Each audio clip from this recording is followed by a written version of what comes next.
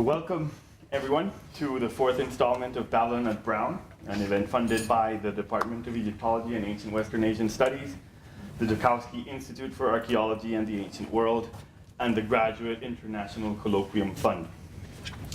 When Muge, Katie, and I first thought about this lecture series, we wanted to host a diverse group of scholars with different outlooks and interests at various stages of their careers, who specialized in different aspects of Mesopotamian and Near Eastern archaeology, art, literature, and even science.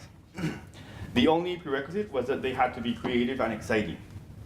So far, we've had 3 speakers discussing issues having to do with ancient literacy, with architecture and performance, as well as with the impact of empire on rural landscapes.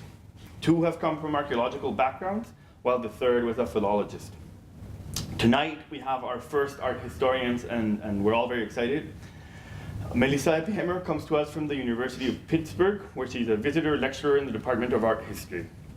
Melissa received her PhD from Harvard University in 2009 with a dissertation entitled The Visual Legacy of Akkadian Kingship, and she has published several articles that are offshoots from that project, including one in the American Journal of Archaeology entitled Assembling King and State, the Statues of Manitushu and the Consolidation of Akkadian Kingship. Please join me in welcoming Melissa Eppihimer.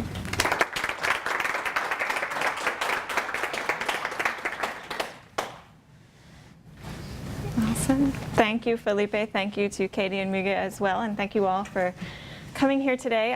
It is truly a privilege to be here to share some of my research with you. I'm proud to be the first art historian participating in this lecture series, but I do admit that I have a background in archaeology hiding deep in the past. But today I will be speaking almost entirely on art historical concerns.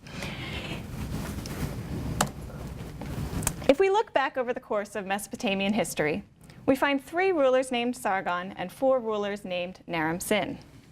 Well, perhaps I should emphasize that right now we know of 3 Sargons and 4 Naram-Sins. It was just 7 years ago that the discovery of a stray inscription in a university museum shoebox brought to our attention the previously unknown Naram-Sin of Uruk. Not long before that, historians debated whether the Naram-Sin of Ashur and the Naram-Sin of Eshnunna were one and the same.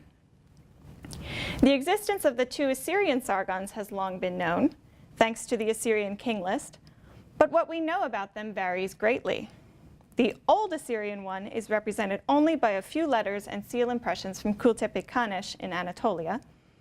In contrast, the second Assyrian Sargon of the Neo-Assyrian period is well represented in the visual and archaeological record by the palace he had constructed at Khorsabad, and historically by a range of textual sources. All of these later Sargons and Naram-Sins seemingly adopted their royal names in reference to the original 2, those of the Akkadian dynasty of the late 3rd millennium BCE. Unfortunately, the lighting is not really great for that slide, but that's a map of Mesopotamia. And we have the heartland of Sumer and Akkad right in here. The Akkadian dynasty is noteworthy as the first dynasty to gain and maintain control over the formerly independent city-states of 3rd millennium Mesopotamia. The dynasty's founder, Sargon, fought off competing claims to hegemony in Sumer and Akkad, while Naram-Sin achieved the dynasty's greatest territorial expanse, reaching north into Syria and Anatolia, and southeast into Iran. Naram-Sin is perhaps most famous, however, for changing the king's role from serving as the god's representative on earth to being a god himself. Given such significant actions in the political and religious realms, the Akkadian kings were not easily forgotten. When we line up all of the later Sargons and Naram-Sins whose names invoke these Akkadian Sargon and Naram-Sin, we get a strong indication of the importance of the Akkadians to historical memory and Mesopotamian kingship. Yet as my overview of what we know about these later Sargons and Naram-Sins shows, our knowledge of the legacy of the Akkadians is uneven and evolving. Of course, it might seem a truism to say that history is mutable, highly dependent upon the sources that are available and the paradigms in which we interpret them. As sources and paradigms change, so too does history. Even so, I'm going to start with this point because it connects the 2 main focuses of my art historical research. These are, first, the uses of the past within Mesopotamian art, and second, the history of scholarship on Mesopotamian art. My main goal is to identify the effects of Akkadian kingship on Mesopotamian art, what I refer to as the visual legacy of Akkadian kingship. To do this, I have had to integrate these two fields. And I'll first introduce each independently before trying to put them together and outlining the content of my presentation today. So my primary area of research, the uses of the past within Mesopotamian art, belongs to a subject that has been termed historical consciousness or collective memory. I prefer historical consciousness because my source material rarely deals with any collective larger than just the members of a royal dynasty. Historical consciousness operates in many disciplines: history, art history, sociology, anthropology. But within Mesopotamian art history, it has resulted in analyses of archaizing styles and motifs, object biographies, and discussions of historical narrative. And one of your upcoming speakers, Marian Feldman, is active in this field, so I'm glad that she will be coming to follow me. The study of Mesopotamian historical consciousness gives insight into change and continuity, a central concern in the study of any society, but of great concern for the study of Mesopotamia, whose validity as a single cultural and historical entity has come under scrutiny in my second research area, the history of scholarship on Mesopotamian art. This domain, part of the larger fashion for historiography, has been a dynamic component of our studies in the past few decades. Critiques of the discovery, collecting, and analysis of Mesopotamian art, or ancient Near Eastern art more broadly, these have brought to light the original biases of the field and pointed out their lasting effects. Frederick Bohrer, Zeynep Bahrani, and Jean Evans, for example, have deconstructed the aesthetic, geopolitical, and racial frameworks that shape our histories of Mesopotamian art. The hope is, of course, that by looking back, we might find a better way forward. In both of these research areas, historical consciousness and historiography, history, with quotations around it, is interrogated. In the historiography of Mesopotamian art, we interrogate the histories that modern scholars construct to explain the works of ancient art that are before us. In the study of historical consciousness, we interrogate the histories that the Mesopotamians themselves created to explain what they knew of the past, including the monuments of art that were before them. In both cases, the histories produced do not take a purely textual form, but can have material and visual manifestations. The modern histories of Mesopotamian art are made manifest in museum displays, images chosen for publication, for example. And the ancient histories influenced the ways Mesopotamians treated historical objects, and they also inspired what we could call survivals or revivals in art. Now back to the Akkadians. The diverse contexts in which Mesopotamian historical consciousness was expressed can be demonstrated by looking at how the dynasty was remembered. There were, of course, the names, the many post-Akkadian Sargons and Naram-Sins who reigned over later cities and empires. In addition, the original Akkadian kings were honored as ancestors through ritual activity, such as the presentation of offerings to their statues. Their monuments were preserved in situ in temple complexes where scribal students could copy their inscriptions. These inscriptions became prototypes for invented textual narratives that celebrated or critiqued the Akkadians. You could call it an epic literature, although that could certainly be a misnomer. Together, such acts proved that the Akkadians occupied a significant space within Mesopotamian historical consciousness. No other king, except perhaps Gilgamesh, who was no ordinary king, I suggest that no other king was granted such prominence over a wide geographic region or for so long. But the visual expressions of the memory of the Akkadians are not as clearly spelled out as the others I just noted. There are no posthumous images that critique or celebrate the Akkadians, like the literary texts do. Instead, the visual legacy of Akkadian kingship must be found within the monuments of later rulers, where allusions to Akkadian kingship can be found. Or at least I hope so, otherwise my entire project is finished. To find these, one must make comparisons between the art of the Akkadians and the art of the post-Akkadians. Continuity and change becomes a key factor in determining how the later monuments relate to the Akkadian precedent. Thus, the fundamental history of art history, what changes and what remains the same, is the foundation of my search for the visual legacy of Akkadian kingship. Modern art history and ancient historical consciousness are inextricably entwined. Okay, enough prologue. Let's get to some images. To show you how this works, I will present today 3 case studies that evaluate the visual legacy of the Akkadians. In each, I suggest that early histories of Mesopotamia and its art have obscured aspects of the Mesopotamians' own views of the Akkadian past. In other words, the modern histories affect our interpretations of the ancient histories. My first example treats here the stele of Naram-Sin, one of the better-known Mesopotamian monuments. In it, Naram-Sin makes his divine kingship visible by sporting a horned crown, which symbolizes his divinity. And you'll get a better image of it later, but here he is with his horned crown right here. The stele has traditionally been accorded tremendous importance as a model for post-Akkadian works, seemingly having inspired a long sequence of victory monuments. Yet I will argue that these visual responses can be more critical of Naram-Sin's kingship than is usually recognized. To make this point, I will draw attention to the lingering effects of Saidian Orientalism, which shaped initial responses to the stele after its discovery in 1898. The second case study considers the effects of race and ethnicity in Mesopotamian studies of the 19th and early 20th centuries, when scholars emphasized a distinction between 2 population groups, the Sumerians and the Akkadians. Within art history, statues became primary evidence in support of this divide. Specifically, the statues of Gudea of Lagash helped stress the idea that his Neo-Sumerian kingship rejected a Semitic Akkadian model. However, I will suggest that Gudea was actually more accepting of the Akkadian model and that he utilized it to serve his own purposes. Finally, in my third case study, I draw attention to an instance where modern scholarship has in fact overemphasized the importance of the Akkadians to Mesopotamian historical consciousness.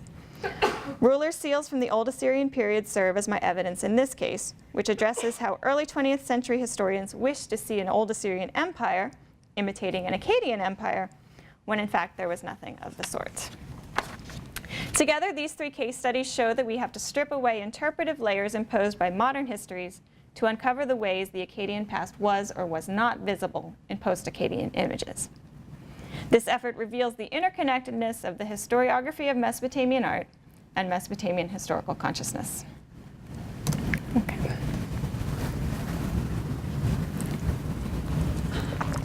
Now, let me begin with the stele of Naram-Sin here. As I said, it's a monument to which much historical and art historical importance has been assigned. To give you a quick tour if you're not familiar with it, Naram-Sin stands here at the pinnacle of the composition. His soldiers down here and standard bearers here march up in nicely organized rows on the mountainside, whereas on the other side, his enemies, the Lulubi of the mountains of Iran, are here in increasingly perilous conditions, ultimately facing death at the feet of Naram-Sin. The 2-meter tall relief, which depicts this victory over the Lulubi, has towered literally and figuratively over Mesopotamian art history for over a century. When the stele was found at Susa in 1898, it was immediately accredited as an outstanding work of Mesopotamian art. The leader of the Susa excavations, Jacques de Morgan, described it as the finest piece of Chaldean art ever found, using the term then describing early Mesopotamian art. Akkadian art was known before the stele was found. There was a stele of Naram-Sin already known from Pir Hussein in Turkey, and some highly regarded cylinder seals. These had anticipated some of the outstanding aesthetic qualities that they saw in this new stele. But somehow the Naram-Sin stele stood out as a spectacular and monumental expression of what Akkadian art is. Specifically, in the eyes of early 20th century art historians, it was narrative, it was landscape, it was composition, it was a muscular royal body. All of this was deemed praiseworthy, and the stele instantly became a highlight of ancient Near Eastern art. But when it was assessed according to an art historical paradigm that privileged classical grace, however, the stele was just that, a work of ancient Near Eastern art, limited to and defined by its Oriental origins. For example, an acknowledgement from 1904 in the Saturday Review, a British periodical, noted that the stele was, quote, perhaps the finest piece of sculpture ever found outside Hellas. Faint praise, but I guess we'll take it. The Oriental origins of the stele also shaped early responses to the relief's subject matter. consider the response of Edmond Potier, a classical archaeologist from the Louvre. To him, the stele was emblematic of what he called Asiatic wars, which to him combined military conquest and religious strife. That's certainly not exclusive to Asia by any means. In his review of the stele's first public exhibition in 1902, Potier introduced the stele as a remnant of the continual wars between Elam and Mesopotamia. And indeed, the two inscriptions on the stele do relate to this theme. The original Akkadian inscription commemorates the victory of Naram-Sin in Elam, or in Iran, or what could be considered Elam. And a secondary Elamite text narrates the stele's later capture and rededication in Susa by an Elamite king. From Potier's viewpoint, the stele was able to escape this history of commemorating, in his words, hatred and destruction, thanks to the French. It could, through its display in a French museum, quote, enter into the serene peace of science and contribute to the progress of human intelligence. This contrast between European enlightened rationalism and Oriental emotional primitivism betrays the Orientalist roots of Potier's analysis. For him and for many others of the time, Naram-Sin was an exemplary Oriental despot who wielded his power indiscriminately, and his stele, with this extreme violence, provided a perfect image of his despotism. The art historical consequences of regarding Naram-Sin as an Oriental despot can be found in comparisons between his stele and post-Akkadian images of triumphant heroes. Because of the importance granted to the Naram-Sin stele in modern art history, post-Akkadian images of this sort are inevitably compared to Naram-Sin's stele. And I here have just a selection of rock reliefs from the Zagros Mountains and an old Babylonian seal, but you also find plaques and other steles that could be compared to Naram-Sin. These are necessary comparisons. Similarities in form and subject between the model, or the so-called model, and its possible derivatives are really truly there. You look at the stance, the forms of dress, the weapons, etc. These comparisons, I suggest, are also fruitful for my purposes, because if they are done in a certain way, they can be interpreted as expressions of the memory of Naram-Sin. So visual continuities could be a sign of historical memory in this case. Because given Naram-Sin's prominence in Mesopotamian historical consciousness, it makes sense that later rulers could have looked to him and his monuments for models. Yet I am critical of the particular way that these continuities have been found, and moreover, what they have been interpreted to mean. Rather than treating the whole of the stele, studies tend to focus on the figure of Naram-Sin alone when assessing the relationship to later works. And here I show this by just having an image focusing on Naram-Sin himself. As a result, Naram-Sin is excerpted from the visual and narrative circumstances of his stele. He is free to function as a quintessential Oriental despot whose violence is irrational, even irrelevant, rather than as a Mesopotamian or Akkadian king whose violence is culturally specific and within that culture rather meaningful. Let me explain what I mean with an example here. A simple comparison between Naram-Sin standing upon an enemy figure and the similar gesture of a ruler in this relief might suggest, as it has before, that the latter, or the one on the right, imitates the stele of Naram-Sin. If that is the case, then perhaps this later ruler sought to align himself with Naram-Sin, or in some way appropriate his memory to his own advantage. Yet when we broaden the visual comparison to include the settings in which these triumphant actions occur, and examine more closely the relationship between the figures in the relief, it becomes clear that the stele of Naram-Sin and this relief are communicating vastly different ideas about kingship and the role of violence within it. The Sarpoli Zohab relief is also probably not that familiar to you, so let me introduce its key components. We have a lovely line drawing to help us through here, but we have King Anubanini, who is actually of the Lulubi, who were initially defeated by Naram-Sin in his stele, but were several hundred years later. He is standing with his foot raised upon an enemy figure. The war goddess Ishtar is here, part of the scene, carrying a rope that leads to the nose rings of two more enemy figures.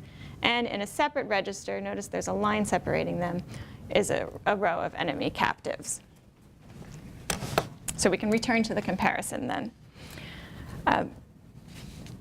On the level of iconography, I'm going to point out a clear difference, or at least it's clear to me, and I hope I can make it clear to you. Naram-Sin is a divine conqueror, the first Mesopotamian king who could make such a claim. He stands upon a dead enemy, indicating his complete control over life and death. Anu-Banini, on the right here, however, stands upon a living enemy who pleads for his life with an upraised arm in a gesture of submission. In this case, life and death are controlled by the goddess to whom he presents his enemy. She gives him in return a symbol of kingship, a ring. And this mutually beneficial relationship between king and god, though, is, in the case of the Naram-Sin stele, fully embodied by Naram-Sin himself. He is both king and god, controlling life and death. There's also a difference in terms of setting. Naram-Sin kills his enemy at the site of battle, as is made clear by the landscape elements that are so famous from his monument. Anu-Banini, however, presents his captive to the goddess in an environment unmarked by landscape elements. Although his image is carved onto the mountain, and I don't want to discount that, it is removed from it by a stele-like frame that surrounds his and the goddess's image. In Mesopotamian texts, the king is said to present his living enemies to the god in a temple. So we can imagine the scene here occurring in a temple or a similarly ritualized or perhaps even cosmic setting. So there's a difference there too as well.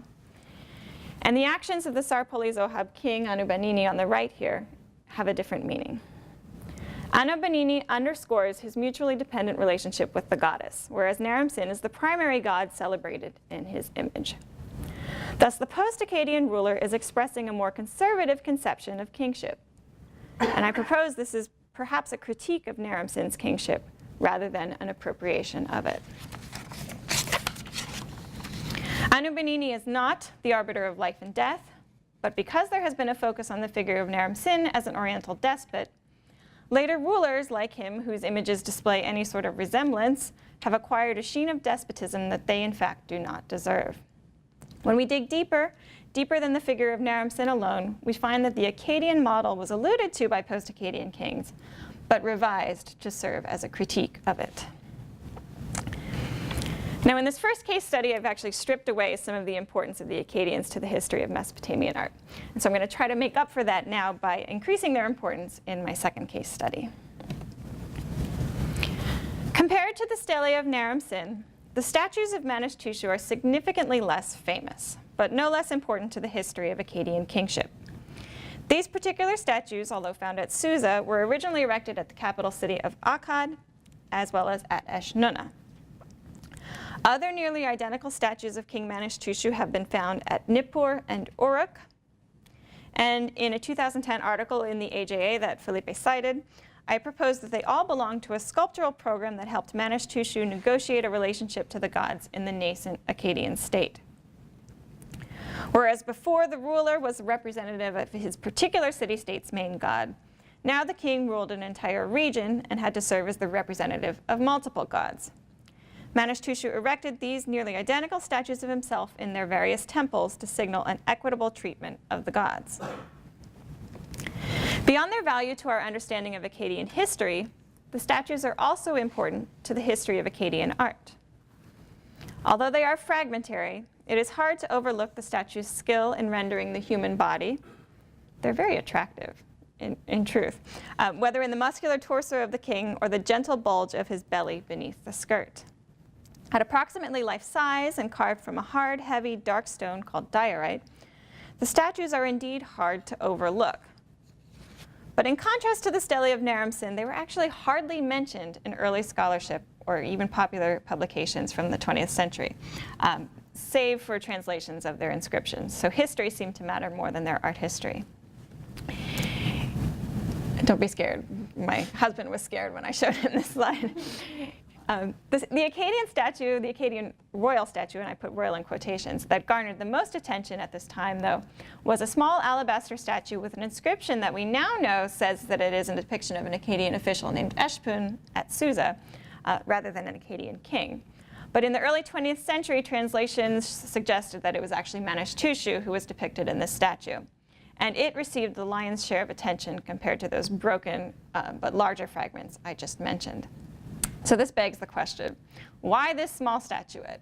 and not the others? Why did this one matter, but those other fragments sort of drifted off the visual radar?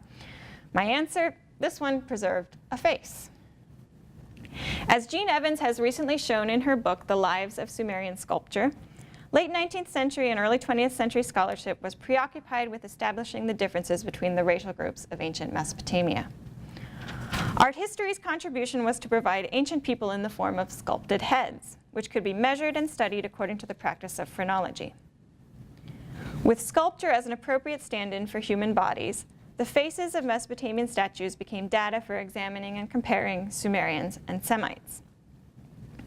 At this point in time, the political history of the 3rd millennium BCE was defined by a conflict between these two groups. Accordingly, the Akkadian dynasty was regarded as a Semitic interlude between the Sumerians of the early dynastic period and the Sumerians of the Lagash II or III periods, then also known as the Neo-Sumerian period. The Akkadian Eshpum, or at the time Manishtushu statue, would have been an important example of an Akkadian Semitic face that could be measured and compared with Sumerian faces from before and after the Akkadian dynasty. The exemplary Sumerian face was Gudea of Lagash, on the right here, who became a paradigmatic Neo-Sumerian ruler. And by Neo-Sumerian, it was meant that he rejected the model of the Semitic Akkadian kingship and returned to the earlier Sumerian model. Gudea ruled the city-state of Lagash not long after the end of the Akkadian dynasty. According to the Sumerian-Akkadian paradigm that I've tried to map out here in this little bullet point list, his use of the Sumerian language marked him as linguistically and hence ethnically different from the Akkadians. Likewise, his emphasis on temple building and votive dedications, as opposed to war, suggested a different kind of kingship. And the Sumerian-Semitic divide also resulted in an emphasis on the piety of Gudea, with many statues commemorating his service to the gods. In contrast, the bellicose monuments of the Akkadians, most famously our stele of Naram Sin, marked them as something other, some other ethnicity. And here I just add that the Oriental despot now is specifically a Semite. But because the statues of Manishtushu, the real statues of Manishtushu, were given such little attention in early studies, they could do little to counter this claim. These are votive statues dedicated to the gods. This was overlooked. The Akkadian piety was overlooked. Eventually, the statues of Manishtushu began to be the subject of critical art historical inquiry. Mid-century historians of art wrote general histories of Mesopotamian sculpture, and they sought to integrate everything they could possibly find, and so they returned attention to the Manishtushu statues. But by this time, though, the contrast between Sumerians and Semites had been sharply drawn, and with it a contrast between Sumerian and Akkadian kingship. The Manishtushu statues had to be inserted into this paradigm, and so they were used to enforce the racially based opposition between the two ethnicities. Such universal Mesopotamian art histories did allow certain formal continuities between the Akkadian and Neo-Sumerian statues, but these were generally granted only technical or aesthetic significance. In other words, Gudea's sculptors were thought to have taken advantage of the skill of the Akkadian artists, but this was used to communicate an entirely different message, or so the idea went. There are certainly differences between Gudea and the Akkadians, and this can be seen in their monuments. The Akkadians emphasize military service, while Gudea emphasizes cultic service. Further, there are different attributes to their visual images. Well, that's redundant. Different attributes to their images, differences in the forms of dress, differences between the Akkadians' beards and the virility that it symbolizes, and Gudea's clean-shaven priestly visage. But in both cases, the ruler uses art to argue that he is uniquely qualified to perform his royal duties. And I propose that Gudea look to the Akkadians as a model for how to express his unique qualifications. My analysis of the relationship between the statues of Manishtushu and the statues of Gudea will suggest that the Akkadians provided Gudea with more than just a model of skill, technical skill, or artistry. They provided him with an ideological model of royal exceptionalism, which he embraced to serve his own needs. The articulation of the royal body is one feature shared by Manishtushu's and Gudea's statues. This expresses more than just a continuity in the sculptor's skill. For example, Irene Winter has proposed that Gudea's right arm, his very muscular right arm, when likened to the arm of Manishtushu, points to a shared interest in depicting the physical strength and bodily presence of the ruler. Scale is also an important measure of royal presence in these sculptures. The larger scale of many Gudea statues, including a truly colossal example. If you've ever been to the Louvre, it's actually astonishing how colossal this one Gudea statue is if you're used to the more small Gudea statues. This emphasis on scale matches the Akkadian sculptures' emphasis on the magnitude of their king.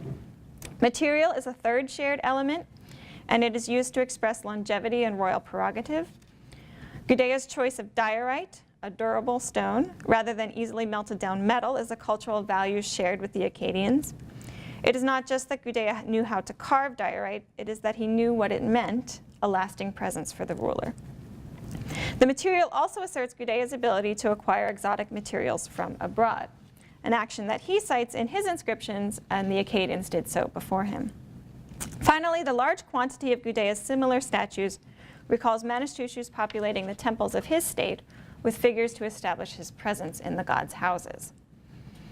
Now, of course, Gudea is populating the multiple temples of his city-state, but the parallel, I think, is there.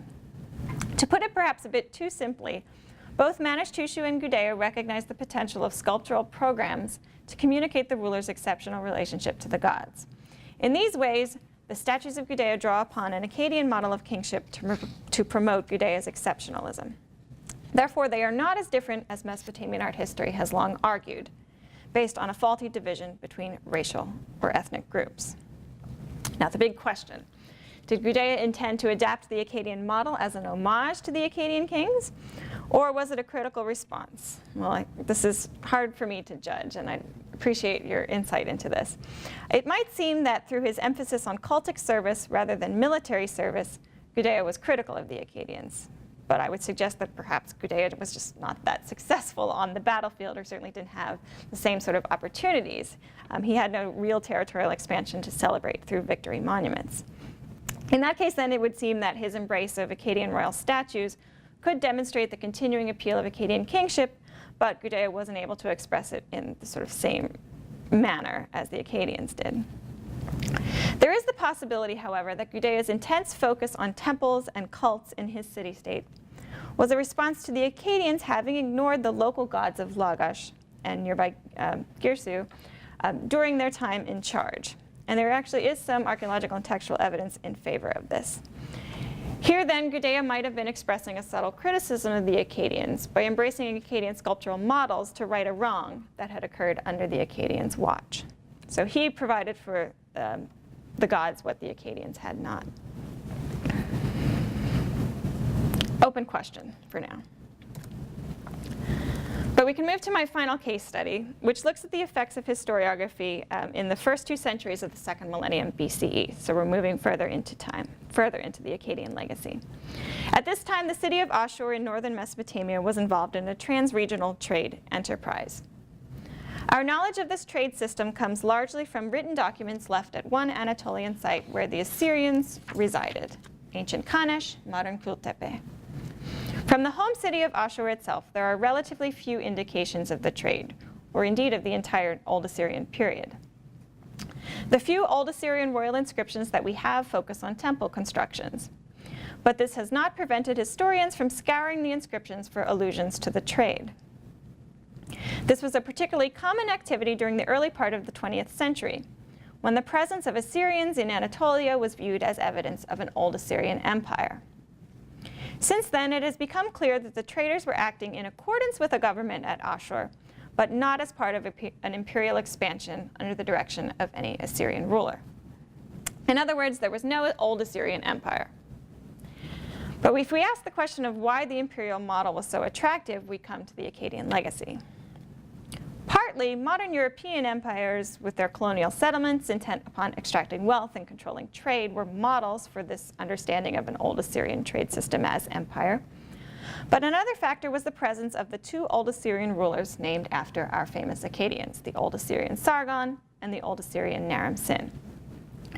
From this, it seemed that the Assyrians, like the Akkadians before them, were territorial expansionists, or imperialists, if you will. And I'm not going to address the question of whether the Akkadian state was an empire. It's not really relevant to what we're doing today. Further adding to the impression that the Assyrians appealed to an Akkadian model, it was concluded that they practiced divine kingship, like Naram-Sin of Akkad.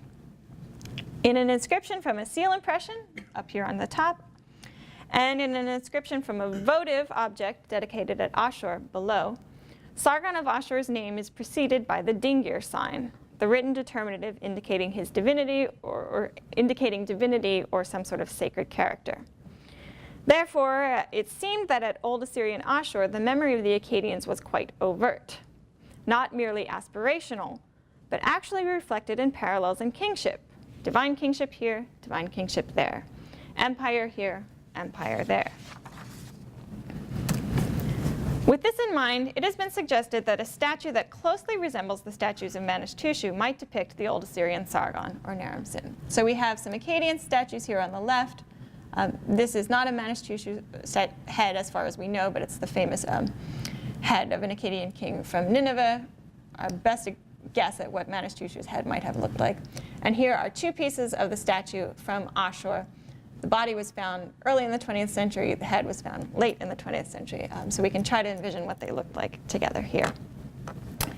The statue on the right was found at Ashur, unfortunately in secondary circumstances, and it is uninscribed. As a result, only stylistic analysis and circumstantial evidence offer a sense of its identity. The material is not diorite, which Manishtushu statues use, but basalt, a more local stone. And the ornaments of the dress are incised rather than carved in relief, as they are on the statues of Manishtushu. But it should be clear that there are significant parallels in the dress, gesture, scale, and style of the statue that suggest some sort of relationship between these two works, or reconstructed works, let's call them. Some art historians have proposed that the Ashur statue is a provincial or early representation of an Akkadian king. If so, end of story, no problem.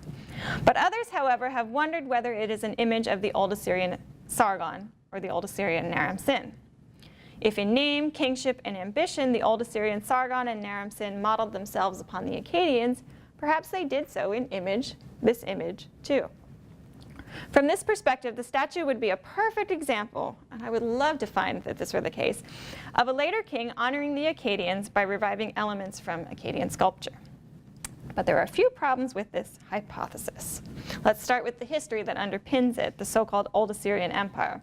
Well, it's hard to maintain an empire without an imperial presence.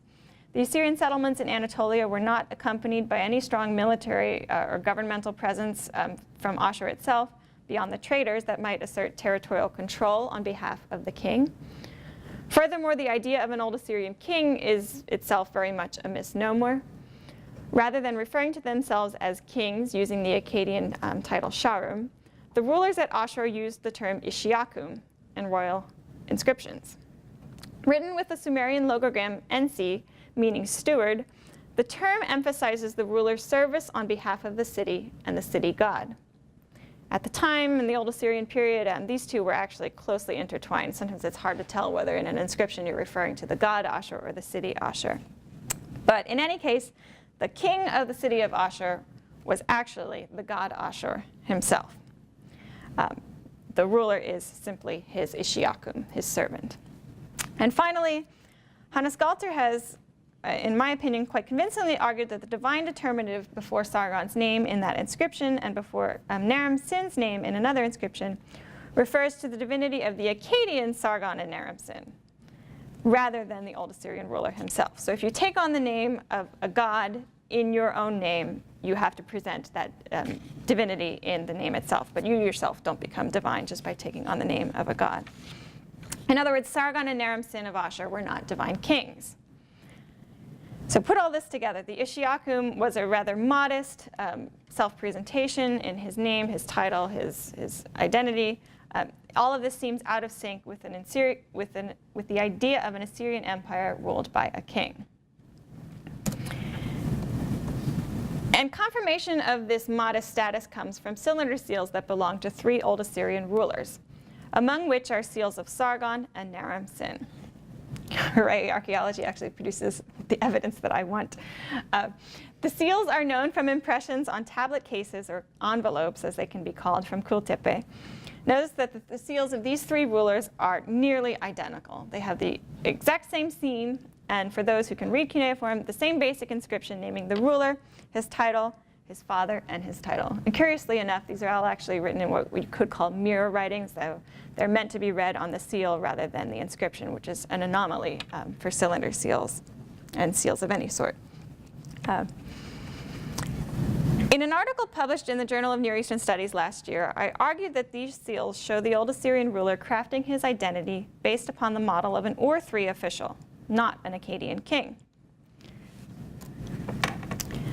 The scene, which shows a standing male being introduced by an interceding goddess to a seated male figure, originates in Or-3 glyptic, where it depicted the seal owner here and the Or-3 king there.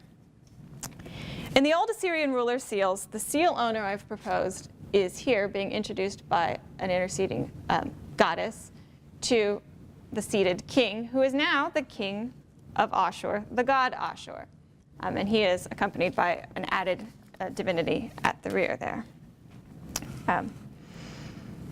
Ashur, in these old Assyrian ruler seals, appropriates the attributes of the Or-3 king: the brimmed cap, the cup in his outstretched hand, a flounced garment. All of this emphasizes his rule over the territory of Ashur. And the old Assyrian ruler is, like the Or-3 official, merely his representative.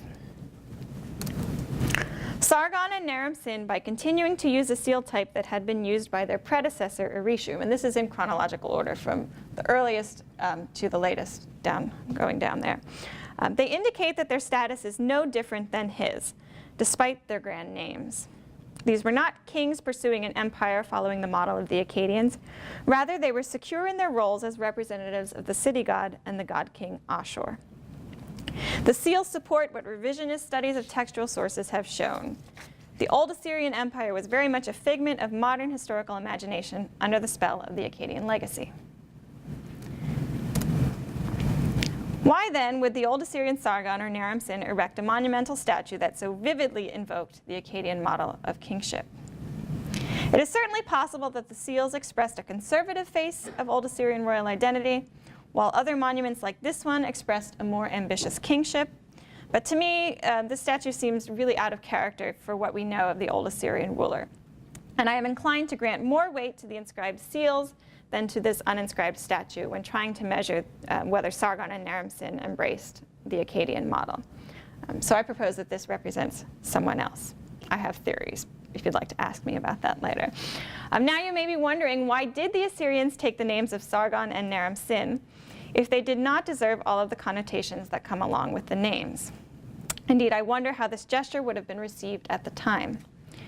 We can begin to understand the choice, though, if we put it into context, both within Ashur's Old Assyrian dynasty and within the broader Mesopotamian scene. Within the sequence of Old Assyrian rulers, the reuse of historical names is actually quite common in the later part of the dynasty.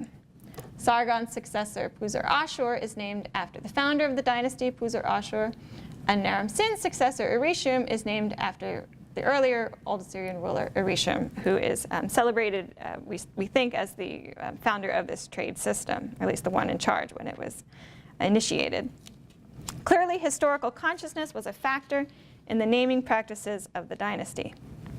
By alternating between Akkadian kings and Old Assyrian rulers, these late Old Assyrians seem to be integrating local history into a pan-Mesopotamian history that prominently featured the Akkadians.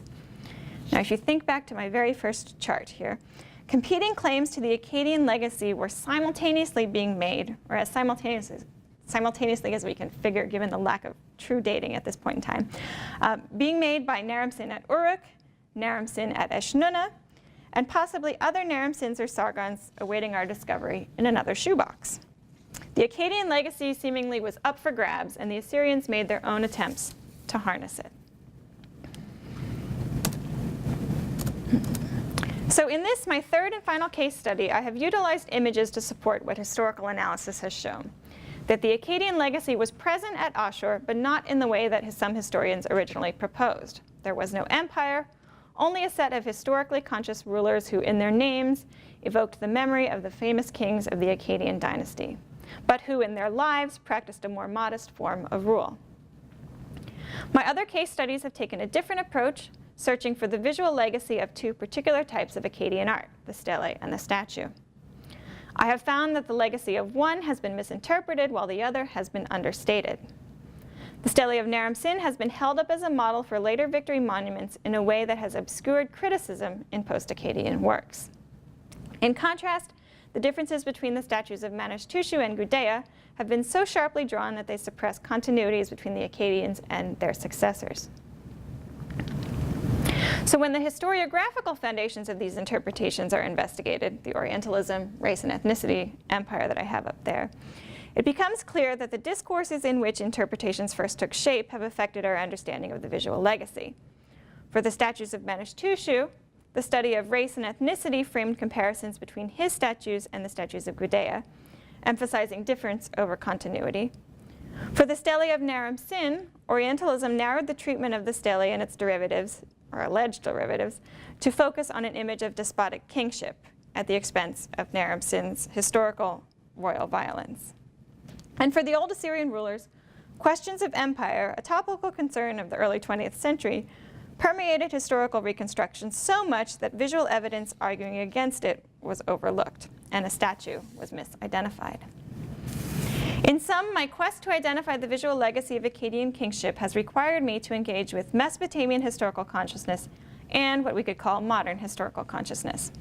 And I have come to the conclusion that modern views of Mesopotamian history affect the way we understand how Mesopotamians viewed their history.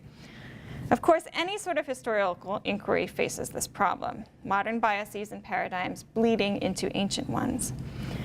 For me, though, I found it really fruitful to bring this relationship to the fore, rather than admitting it and then, with nary a mention again, moving on. I must ultimately conclude, though, with an expression of respect and gratitude for the historians and art historians whose work I have so explicitly critiqued here today, only rarely by name. Without their work, we would all be at a great loss. But it is only by looking at the past that we can move ahead.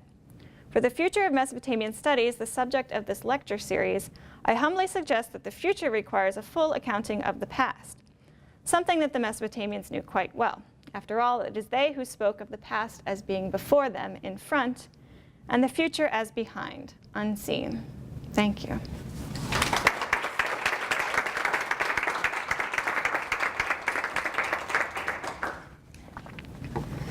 Thank you, Melissa, for this wonderful talk that intertwined history and memory and historical consciousness from 20th century BCE to 20th century CE. So I'm sure there are a lot of questions, and opening the scene. Actually, I have one. So I'm curious, you talked about maybe reanalyzing in terms of how they're representing or how we're interpreting previous kings and looking at it in terms of criticism instead of emulation. Yeah. And I'm just wondering what sort of the specific evidence is, or how we can we know we can maybe understand that as criticism instead of simply sort of holding him as another, not for criticism, but as just sort of above it. Right. It's how do you judge intent? Yeah. And it's impossible to know for sure. But what I can suggest is that there's actually, in the case, you're referring mostly to the Naram-Sin stele, or at least that's where I most strongly made this case that you can view what might be judged as appropriation as criticism.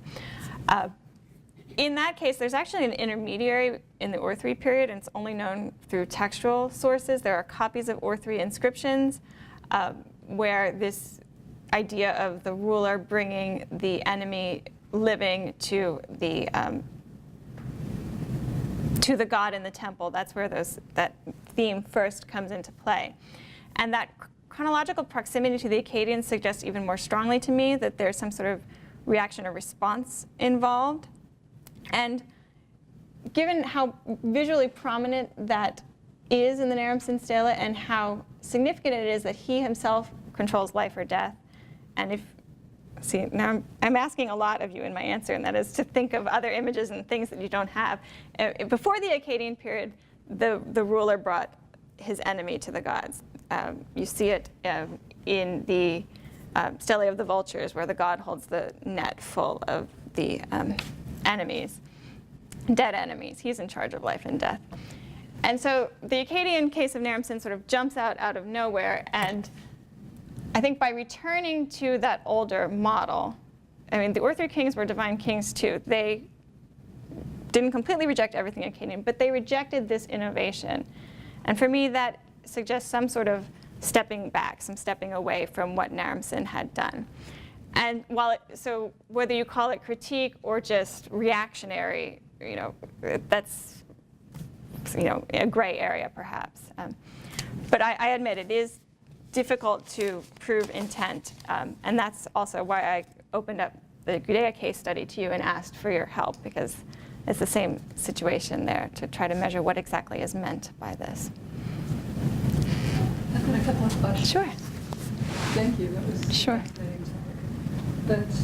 But on the subject of the Naram-Sin stealing, is Naram-Sin not in the presence of the gods? He is in the presence of the gods, but thank you for bringing this up, but they are so minimized that he's almost paying lip service to them. Now let me go back to a better image of the stele. It's important not to deny the gods in the Naram-Sin stele. We have the solar emblems up here, however many there were, or whether they represent Shamash or Ishtar, depending upon your opinion. You have, this is scholarship that's been done by Irene Winter and others, a protective bead perhaps around his neck, divine symbols on the standards here that his soldiers are carrying. And the stele was dedicated at a sanctuary in Sippar to the god Shamash, although some have recently suggested that Naram-Sin is the one who is really meant to be honored in this monument. He's in the presence of the gods, and they support what he's doing, but he is claiming this victory as his own as a divine king. So he has minimized their visual presence, and I propose their role in the whole cycle of violence here. Right. Certainly, they're not depicted, the gods are not depicted anthropomorphically. Right. Unless, there's also the question of, is this mountain a god as well? Sure. So it's an interesting question, but I'm wondering about this representation of Naram-Sin with his foot on the enemy. Mm-hmm. Because this is a literary trip as well. Right. And the gods do it. The gods do it, the kings do it as Yeah. well, right? They set their foot On the neck of evil or on demons and things, sure, yeah. Right, and certainly we have, in the Akkadian period as well, in the miniature arts, say, cylinder seals, we have representations of Shamash. Right. Spit upon the mountain, Right. is called the ascending posture, Mm-hmm. but is also, it suggests a level of domination. Right. And so I'm wondering if this is not a larger visual trope. It's a larger visual trope, but the parallels then between Naram-Sin using this gesture and the gods using this gesture is further evidence, I would suggest, of him appropriating or emphasizing his divinity. Right. It's an interesting question. Thank you. Did you have another question? You said you had, okay. They're related. Yeah. I was really interested by how you were talking about the influence of early 20th century idea of Oriental despotism, and how that has maybe overly influenced our interpretation of Naram-Sin as a despot. But you're also saying how, as Katie was saying about the kind of intent, the Mesopotamians themselves probably, later Mesopotamians probably wanted to separate themselves as more benevolent than Naram-Sin was, or maybe they even saw him as a despot. So I was thinking, like, how, in our analysis today, how can we, where is it appropriate to evaluate Naram-Sin as a despot, especially considering the lens that we view? Right. What I'm trying to emphasize is that we understand his violence and images of warfare in the context of what violence and warfare meant to him as an Akkadian divine king. And that we do the same thing for any other image that we propose is related to his image. And that we don't assume that death or this posture of triumph means the same thing in each context. Naram-Sin has a complex memory. I didn't even get into the literary realm where he is sometimes seen as a good king, sometimes seen as a bad king. So I think that there's an ambivalence in Mesopotamian historical consciousness about who Naram-Sin is. And so I think that ambivalence might actually filter into these later images that are using the kinds of visual language that he's using. But as I said, maybe taking a step back to make it more relevant to them. Anu Banini is a divine king. He has a Dinker sign at the beginning of his name.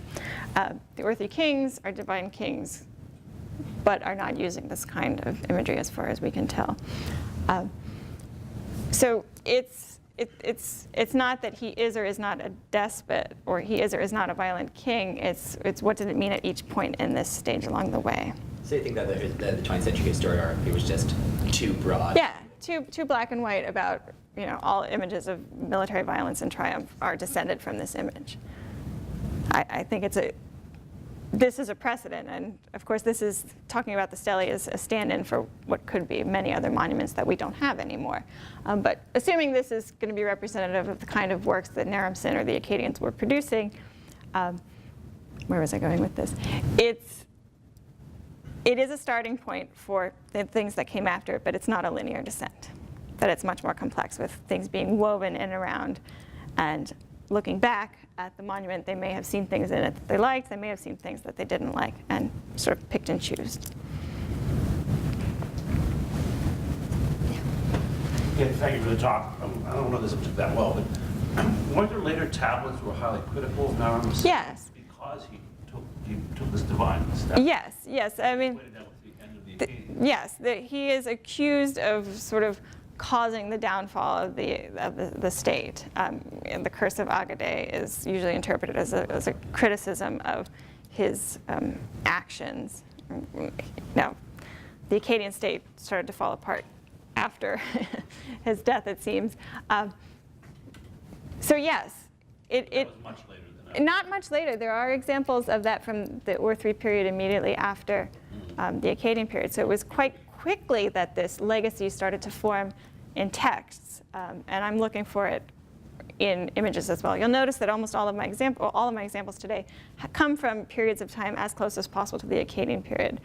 It gets even more complicated when you get further down the road into, let's say, the Neo-Assyrian Sargon. There are examples of works of art in the Khorsabad Palace that might be reviving Akkadian motifs, not anything royal, but from cylinder seals. And time, people, culture has just changed so much that intent is even harder to assess at that point in time. So I'm sticking for now closer to, and it's very, I wouldn't say fully formed by the Ur III period, but it's very extensively expressed, this partial critique, partial admiration for Naram-Sin. I received a sign that our reception is set up, so I suggest that any remaining questions be addressed over some cheese and wine. And Oh, lovely. please join me in thanking Melissa again. Thank you.